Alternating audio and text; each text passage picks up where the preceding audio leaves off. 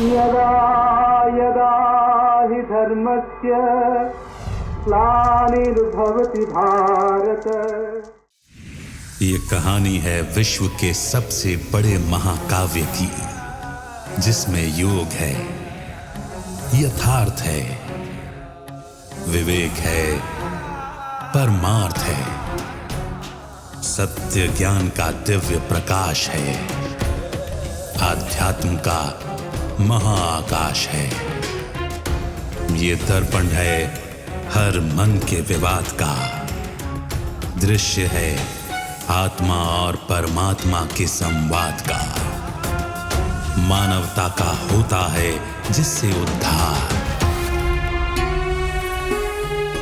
यही है सच्ची गीता सार, अंधकार से प्रकाश की ओर।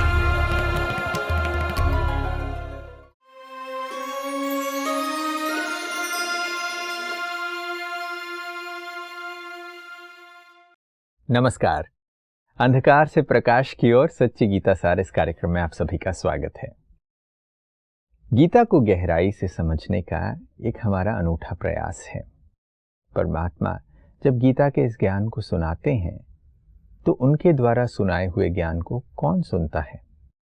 अगर वो लोग सुनते हैं तो उनमें से कितने लोग उसे जीवन में धारण कर पाते हैं? आज जब हम चर्चाओं को कर रहे हैं, एक नया पर्सपेक्टिव हमें मिल रहा है, तो उनमें से कितनी चीज़ों को हम अप्लाई कर पा रहे हैं? क्या हमारी अंडरस्टैंडिंग में परिवर्तन आ रहा है?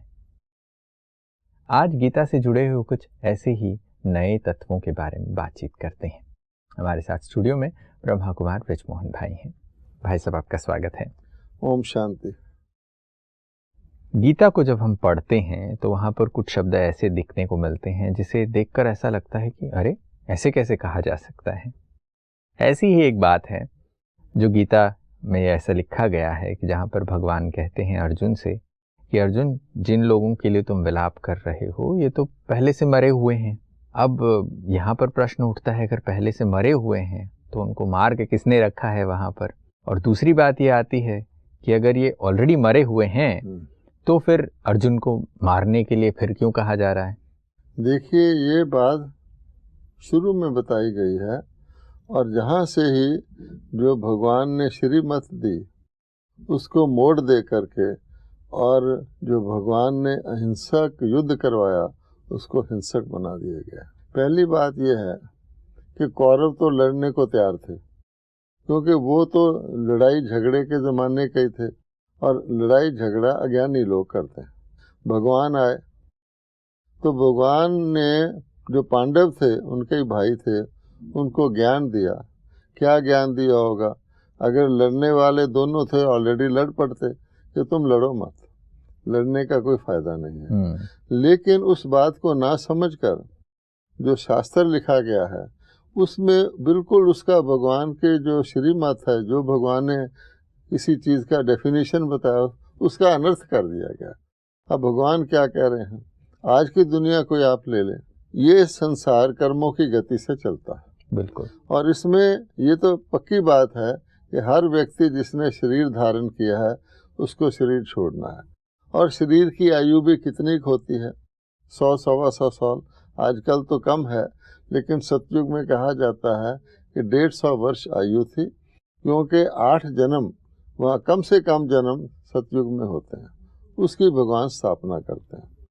तो जब कलयुग होता है तो आयु बहुत थोड़ी होती है, तो मनुष्य सामान्यतः 100 वर्ष के अंदर ही अंदर शरीर छोड़ देता है। अब कुछ खराब लोग हैं या समझते हैं आप हमारे दुश्मन हैं या जिन्होंने हमारे साथ अन्याय किया है। अच्छा, तो नेचुरली कर्मों की फिलॉसफी के अनुसार अन्याय नाम की कोई चीज़ नहीं होती। किसी व्यक्ति को जो कुछ प्राप्त होता है उसके कर्मों के अनुसार ही होता है। चलो इसको भी छोड़ दीजिए। जब व्यक्ति क्रोध में आता है तो ये बातें भूल जाता है। अब भगवान उसको कह रहे हैं कि देखो, मरना स्वाभाविक है, और जितने लोग तुम देख रहे हो, अगर आज से उस वक्त से तुम 50 साल बाद देखोगे तो ये सब तो मर चुके होंगे, तो सब मरे ही पड़े हैं। तो काहे को इनको मारने के लिए लड़ता है? भगवान ने तो ये कहा, और उसने क्या लिख दिया, क्योंकि उसको हिंसक युद्ध दिखाना है, लिख दिया कि ये तो मरे ही पड़े हैं, तो इसलिए तुम इनको मार डाल और यश कमा ले। अच्छा, अगर इसको भी आप एनालाइज करें, चलो इसको फेस वैल्यू पर ले लें कि तुम इनको मरे हुओं को मार डाल। कई बार ऐसे होते हैं ना कैरेक्टर जो जिंदा व्यक्ति से तो डरते हैं लेकिन किसी मुर्दे की ही गर्दन काट के ले जाते हैं, मैंने बहुत बहादुरी की। अच्छा, मरे हुए को मार डाल। अब भगवान कहता है इससे यश क्या मिलेगा तुझे? नंबर 1, क्योंकि जब तुम्हारी सेना लड़ेगी तो क्या या तो ये कह देते कि पांडव सेना का कोई भी सैनिक मारा नहीं गया, ठीक है, तब तो ठीक है कि तू इनको मार डाल, यश कमा ले। जब उनके युद्ध करेंगे तो कुछ तो अपने भी मरेंगे।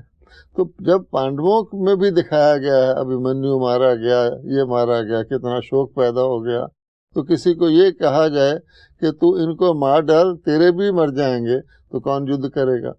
तो वो भी तो मरे पड़े हैं। देखा जाए तो गॉड ने ये कहा कि बॉडी इज मॉर्टल, और मॉर्टल बॉडी तो खत्म ही हो जाएगी, तो एडवांस में मार करके तो पाप क्यों कमाता है? और उसको उन्होंने, क्योंकि युद्ध करना, हिंसा करना वैसे ही पाप है, तो उसको उन्होंने ये ना समझकर ये कह दिया कि तुम मार के यश कमा ले, तो उनके ऊपर जीत पहन ले। कितना चेंज हो गया जी। अब इस चेंज के साथ एक और प्रश्न आता है कि गीता के पहले अध्याय में ही आत्मा के अविनाशी होने के बारे में बताया गया है कि आत्मा अस्त्र शस्त्रों से काटी नहीं जा सकती, उसे अग्नि जला नहीं सकती इत्यादि। आत्मा अमर है ये बताया जा रहा है। जब आत्मा अमर है ये बताया जा रहा है तो एक जगह अमर है बता दिया, अब फिर कह रहे हैं नहीं लड़ो और इनको मारो, तो शरीरों को मारने की बात हो रही है। अगर शरीरों को मारने से, यानी जो दुष्कर्मी हैं, जो पाप आत्माएं हैं, जो उन्होंने पाप कर्म किए हैं, अगर उनके शरीरों को मार देने से क्या उनका पाप तो नष्ट नहीं हो रहा? अक्सर हम ये जानते हैं कि अगर कोई व्यक्ति बहुत पाप करता है तो अगले जन्म में उसके पाप का फल उसे भोगना पड़ता है, तो वो फिर पैदा होंगे। तो ऐसे में आप शरीरों को मारकर वास्तविकता में कुछ नहीं कर रहे।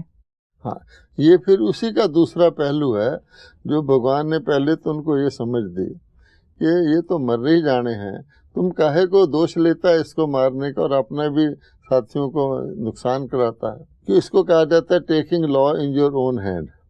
आज की दुनिया में भी मान लीजिए किसी ने किसी का खून कर दिया, अब जिसके खून किया उसके रिश्तेदारों को ये अधिकार नहीं है आज की दुनिया में, जबकि कलयुग है, अधर्म बढ़ चुका है, लॉ निमित्त मात्र है। आज भी किसी के घर के किसी को कोई मर्डर कर दे तो उसको ये स्वतः अधिकार नहीं मिल जाता कि तू भी उसके जाके मार दे। लॉ का प्रोसेस है, तुम ऐसे करो, मुकदमा करो, जो भी करो। अगर आज भी ऐसा है तो भगवान खुद उसको ऐसी मत थोड़ी देंगे कि तू ये ऑफेंस कर दे, हीनियस ऑफेंस कर दे। Number 1, taking law in your own hand, इसका मतलब ये दुनिया का लॉ हाथ में नहीं ले सकते, कर्मों के लॉ को कोई हाथ में लेगा तो क्या फल मिलेगा। अब दूसरी बात है कि भगवान उसको फिर ये शिक्षा दे रहे हैं। एक पहलू भगवान ने बताया कि मरे हुए को क्यों मारता है, दूसरा ये बताया कि शरीर और आत्मा दो चीज है। अब भगवत गीता का ये यूनिक ज्ञान है जिसमें हमको आत्मा का परिचय दिया जाता है। बिल्कुल। और हम आत्मा हैं, ये शरीर मेरा मीडियम है, ये बहुत बड़ा ज्ञान दिया जाता है, क्योंकि इससे विनाशी और अविनाशी का फर्क पड़ जाता है। तो भगवान ने कहा देखो तुम शरीर को काट भी देगा, आत्मा तो नहीं मरेगी। और आत्मा जाएगी कहाँ? जिस प्रकार की आत्मा है वो कि परलोक में तो वापस चली नहीं जाएगी, अपने कर्मों के अनुसार यहीं पुनर्जन्म लेगी। तो अगर पाप आत्मा है, दुष्ट आत्मा है, आपका शत्रु है, आपके अधिकार को छीनने वाला कुछ भी है, आपने उसका शरीर तो काट दिया, लेकिन आत्मा उसकी तुरंत ही पुनर्जन्म ले लेती है और फिर उसी प्रकार का व्यक्ति पैदा हो जाएगा। जैसे लोग समझते हैं कि हिंसा करके हम समाज को शुद्ध कर सकते हैं, कहाँ शुद्ध हुआ? वही लोग पुनर्जन्म लेते रहे और फिर उन्हीं संस्कारों को प्रकट करते रहे। तो भगवान ने कहा इसलिए तेरा शरीर को मारना फजूल है, ये तो आत्मा तो अमर है, तो ना तो तुम उसका उद्धार कर सका ना सुधार कर सका। सुधार करना, मारने से सुधार नहीं होता, और ना वो परलोक जा सकती है, ना उसकी सदिक गति हो जाती है। इसलिए भगवान कहते हैं साधुओं का भी मैं उद्धार करता हूँ। जो अच्छे काम करने वाले वो भी बेचारे परलोक नहीं जा सकते, तो ये कैसे जाएंगे? तो इट इज फुटाइल, कि भगवान ने कहा यह तेरी निरर्थक प्रयास है कि तू इनको युद्ध करके मारने की कोशिश कर रहा है। दोनों तरीके से भगवान ने बताया कि युद्ध करना बेकार है। अब युद्ध की जब हम बात करते हैं तो बड़ी रोचक चीज़ें बताई गई हैं युद्ध के मैदान के बारे में। जब हम देखते हैं कि कॉन्टेक्स्ट सेटिंग की जाती है तो महाभारत के युद्ध के समय पर कौरवों की इतनी बड़ी सेना है और कौरवों की सेना के मुकाबले पांडवों की सेना कम संख्या की है, और फिर भी ये दिखाया जाता है कि ये पांडव सेना की जीत हो जाती है कौरव सेना पर। अब यहाँ पर यह बात उठती है कि अगर इतनी बड़ी सेना के ऊपर एक छोटी सेना ने जीत हासिल की और वो एक हिंसक युद्ध है, तो या तो ये सेना बहुत पावरफुल है, अगर उतने लोगों को मार गिराना है तो ये सेना बहुत ही ज़्यादा खूंखार होनी चाहिए, बहुत ही ज़्यादा हिंसक होनी चाहिए।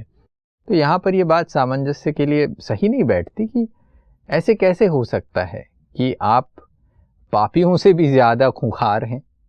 हाँ, ये एक तीसरा बात है, ये भी बड़ी इम्पोर्टेंट है कि जो जब भी दिखाया जाता है, आज की दुनिया में भी आप देख लें तो ऐसा माना जाता है व्यक्ति अच्छा हो, लेकिन अच्छे के साथ उसको जो बुरे हैं उनसे भी ज़्यादा बुरा शक्ति धारण करनी चाहिए, नहीं तो बुरे उसको मार डालेंगे। तो आप देखेंगे जितने भी नाटक हैं, जितने भी फिल्म हैं, जितनी भी कहानियां हैं, उसमें क्या दिखाया गया, चलो आप राम रावण का युद्ध ही ले लो, तो क्या दिखाया गया है कि रावण तो हिंसक था ही, लेकिन राम के पास भी ऐसे तीर थे जो राम बाण थे जिसको कहा जाए, उन्होंने भी उसकी हिंसा करके उसको ख़त्म किया, बुराई को हिंसा द्वारा ख़त्म किया।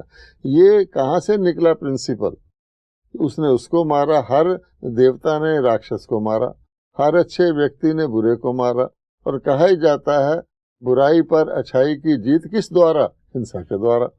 अब यहाँ भगवान क्या कह रहे हैं? भगवान ये कह रहे हैं कि अहिंसा पावर है, हिंसा कमजोरी है। जैसे हम कहते हैं टॉलरेंस पावर है, इनटॉलरेंस कमजोरी है। तो आप देखेंगे तो कमजोर चीज को कोई पकड़ेगा तो क्या होगा? तो भगवान कह रहे हैं सोचो, इतने क्षुणी सेना, और उसको पांडव कहते हैं, थोड़े से मुट्ठी भर पांडवों में जिसका बताया गया है उनसे बहुत कम थे, उन्होंने उसको मार डाला। तो जरूर उनको ज़्यादा हिंसक बनना पड़ा। अच्छे व्यक्ति को आज यही सिखाया जाता है, तू ज़्यादा हिंसक रह ताकि तेरी अच्छाई कायम रह सके। तो हिंसा के द्वारा अच्छाई की बचाव किया जा रहा है ना। तो अब आप सोचिए कि वो उससे बर्बर होंगे, ज़्यादा उन्होंने मृत्यु किए होंगे। ज़्यादा लोगों को किसने मारा महाभारत में? पांडवों ने मारा। तो जो ज़्यादा लोगों के मारा, ज़्यादा की मृत्यु के निमित्त बने, तो पाप के भागी बने या पुण्य के भागी बने? जबकि पहले हम बता चुके हैं, भगवान खुद कह चुके हैं कि ना तो शरीर को मारने की कोई ज़रूरत है और ना ही आत्मा मरती है। और फिर मारने का तरीका कौन सा है? तो ये कोई हिंसा से किसी को लौ को हाथ में लेकर काट देने से ना तो वो मरता है, ना तुम्हारी जीत होती है। इस जीत को जीत कहना कब से लेकर माइट इज राइट ये नियम कब से चला? जब से लोगों ने गीता को पढ़ना शुरू किया। भगवान भी कह रहा है कि कोई बात नहीं, कोई अन्याय करता है उसमें लिए कानून पर ना छोड़ो। आज कहते हैं कानून, वो कहते हैं कर्म फिलॉसफी, कि अपने कर्मों की गति पर उसको मत छोड़ो, तुम खुद ही हाथ में एक्शन लेके उसको मार डालो, तो उसका ना कोई फल निकलता है। भगवान ने ये सिखाया था और मनुष्य ने उसका क्या अर्थ ले लिया। और अगर इसी को 16वें चैप्टर से मिलाएं तो भगवान कह रहा है कि दैवी संपदा का पहला लक्षण हिंसा है। और दैवी संपदा की जो नई दुनिया है उसमें शेर गाय एक घड़ जल पी रहे हैं, और यहाँ तो मनुष्य इतने बर्बर हो गए हैं, खानदान के खानदान, नेशन की नेशन तबाह करने की उसी गलत ज्ञान के आधार पर कर रहे हैं। जो गीता के पहले 2 शब्द हैं, धर्म क्षेत्र कुरुक्षेत्र, उन्होंने धर्म क्षेत्र को, एक धर्म के शास्त्र को, आदर्श आध्यात्मिक ग्रंथ को भी हिंसक बना करके कितना बड़ा पाप कर दिया। जबकि नेक्स्ट पेज पर ही गीता के टाइटल के हिंसा के लिखा हुआ है, तुम्हें माता च पिता तुम्हें बंधु। भगवान हिंसा को ख़त्म करने वाला है।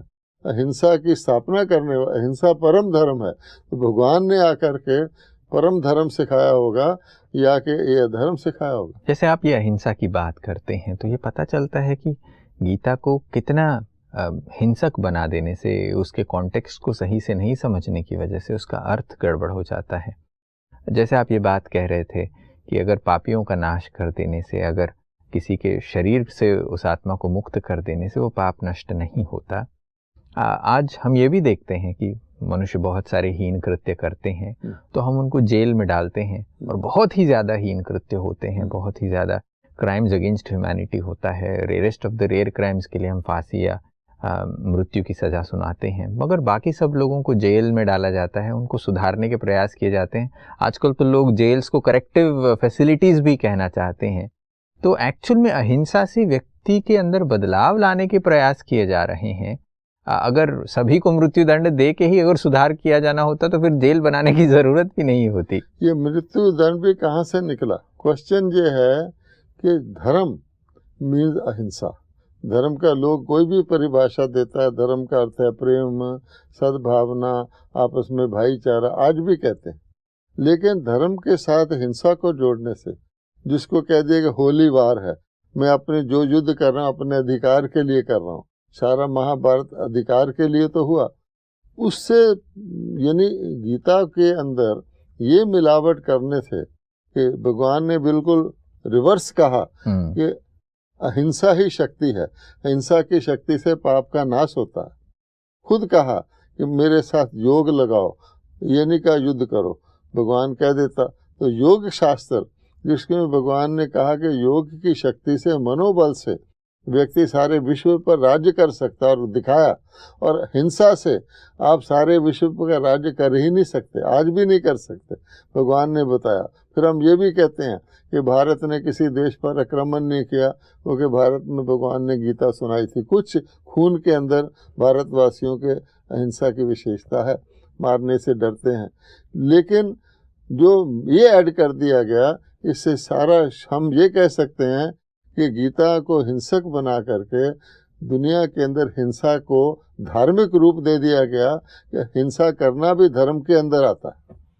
तो कितना चेंज हो गया, उसके कारण से लोग बलि भी चढ़ाने लग गए, आदि आदि। तो एक जो हिंसक प्रवृत्ति है वो गीता के अंदर ये मिलावट कर देने से कि ये युद्ध का मैदान है, जो धर्म का क्षेत्र था उसको कुरुक्षेत्र, दोनों को एक साथ जोड़ देने से ये हो रहा है। और इसकी वजह से लोग आज गीता को एक हिंसक शास्त्र के रूप में देखते हैं। कई बार तो लोग ये मिसअंडरस्टैंडिंग कर लेते हैं कि गीता में तो कहा गया है कि लड़ो, तो हर किसी को लड़ने के लिए प्रेरित किया जाता है। कोई कहता है कि गुस्सा करना है तो गुस्से पर गुस्सा करो, इसका अर्थ क्या निकलता है कि गुस्से को समाप्त करो।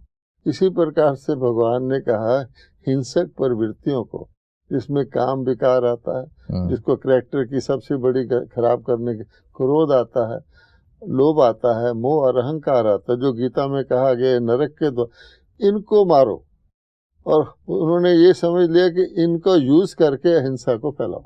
कितना फर्क हो गया। हालांकि जो युद्ध की भी बात हो रही तो इन सब चीज़ों से लड़ने की बात हो रही है, ये जो अंदर के एनिमीज हैं, मगर वहाँ फिजिकली किसी इंसान को मारने और उसे ख़त्म करने के बारे में लोग इसे सोच लेते हैं। इसीलिए कहा जाता है जो गीता है वो एक डिवाइन सॉन्ग है, कहा जाता है। और गीता के भगवान श्री कृष्ण को मानकर हाथ में मुरली दी जाती है, यानी बंसरी बजाना। तो चैन की बंसरी बजाना, ऐसे बहुत से चित्र मिलते हैं। तो दुनिया के ग्लोब पर श्री कृष्ण बैठे और बंसरी बजा रहे हैं। तो बंसरी चैन की बजती है ना, जहाँ अमन चैन हो।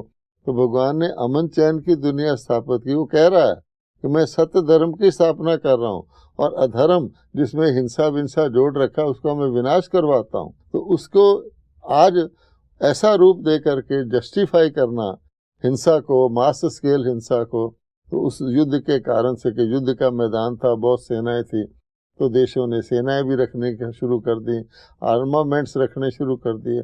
और आज क्या हालत आ गई है, आप देखते हैं कि बिना मतलब सारी दुनिया के विनाश करने की तैयारी में बैठे हुए। ये तो जब आप ये बात कह रहे थे, ये बात समझ में आती है कि हम अपनी सेफ्टी के लिए भी जब बात करते हैं, लोग अपने घरों में अस्त्र शस्त्र रखने लगे हैं। यूनाइटेड स्टेट्स में ये चीज़ सुनने को मिलती है कि गन वायलेंस बहुत बढ़ रहा है, लोग सेफ्टी के नाम पे गन खरीदते हैं बट उसी से वायलेंस बढ़ता जा रहा है, उसी से हिंसा ज़्यादा होती जा रही है। जो सिक्योरिटी के लिए हम बात कह रहे थे वो उल्टी दांव पड़ रही है। अब देखिए कि कोर्ट में जब गवाही विटनेस दिया जाए तो हाथ में गीता देते हैं कि भाई तुम झूठ नहीं बोलोगे। जो ऐसी गीता है जो सत्य का को आज उसकी पुस्तक को लेकर भी ये समझते हैं कि शायद ये व्यक्ति सत्य बोल देगा। इतनी शक्तिशाली गीता, और सत्य और अहिंसा साथ साथ है, झूठ और हिंसा साथ साथ है। तो आप सोचिए कि ऐसे ग्रंथ में हिंसा को जोड़ना, मैं समझता हूँ सबसे बड़ा अगर महापाप गिना जा सकता है, जिससे सारे हिंसा रूपी पाप शुरू हुआ। द्वापर युग में कहा जाता है, द्वापर युग में गीता लिखी गई है, द्वापर युग में ही कहा गया है कि काम विकार आदि की शुरू हो जाते हैं। द्वापर से पहले तो हिंसक युद्ध तो क्या, किसी भी प्रकार की हिंसा नहीं होती थी देवताओं की दुनिया सतयुग में। अगर इतिहास को देखें, ये बहुत टर्निंग पॉइंट हुआ जब हमने हिंसा को एक शक्ति मान लिया। पहले होता था राइट इज माइट, कि जो सत्य है वही शक्ति है। फिर हो गया राइट इज राइट, कि सत्य सत्य है और असत्य। अब हो गया माइट इज राइट। तो कितना परिवर्तन आ गया, वो सतोगुण से तमोगुण में हम आ गए। बहुत ही खूबसूरत चर्चा आज हमने की है। अहिंसा के सही अर्थ को अगर नहीं जानकर गीता को एक हिंसक किताब समझ लें और वो हिंसा के लिए लाइसेंस और प्रमोट करने वाली कोई चीज़ है, और परमात्मा युद्ध करने को कह रहे हैं, मारने के लिए कह रहे हैं, तो इसकी सही समझ को न होने के कारण एक पूरे इतिहास में एक टर्निंग पॉइंट आता है, समाज की व्यवस्थाओं में ये टर्निंग पॉइंट आता है जब लोग हिंसा को बल समझने लगते हैं। और इसकी वजह से गीता के मान को कितना बड़ा धक्का लगता है, और आज भी हम गीता को सही अर्थ में नहीं समझ पाते हैं। आज की कड़ी में बड़ी सुंदर चर्चा की है, इस पर और भी हम बातें कर सकते थे, मगर समय को देखते हुए यहीं विराम लेना पड़ेगा। आप समय निकाल कर आए और इस चर्चा में हमारे साथ जुड़े, इसके लिए आपका बहुत बहुत धन्यवाद। नमस्कार। ओम शांति। दोस्तों, अंधकार से प्रकाश की ओर सच्ची गीता सार में आज गीता में जब भगवान कहते हैं कि अर्जुन ये सब मरे हुए हैं, तो इसका अर्थ क्या है? गीता जब ये स्पष्टता से बताती है कि आत्मा के परिचय के बारे में कि आत्मा अजर अमर अविनाशी है, शरीर से अलग है, शरीर विनाशी है, तो किसको मारने की बात हो रही है? गीता में वर्णित युद्ध हिंसक न होकर अपने अंदर की बुराइयों पर जीतने के लिए युद्ध है। अगर इसे हम हिंसक समझने लगे तो शायद हम गीता के मान को धक्का पहुंचा रहे हैं। आज की कड़ी में बस इतना ही। अगली कड़ी में फिर मुलाकात होगी। तब तक के लिए नमस्कार।